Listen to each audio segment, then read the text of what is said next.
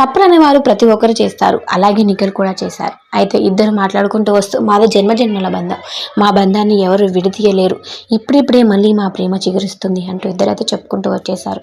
ఇదంతా మీ వల్లే, మీరందరూ కలిసి మమ్మల్ని కలిపారు.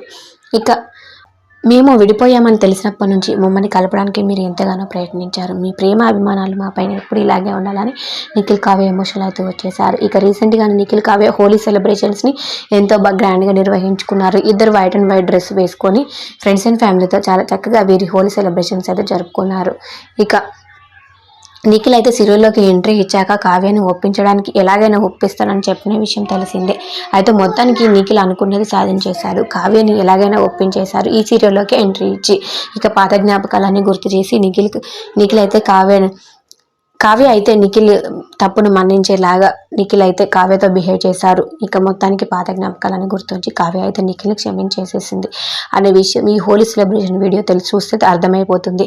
ఈ హోలీ సెలబ్రేషన్ తర్వాత రీసెంట్గానే వీరిద్దరు కలిసి ఒక వెకేషన్ కూడా వెళ్ళి వచ్చినట్టు ఇక తెలుస్తుంది. అయితే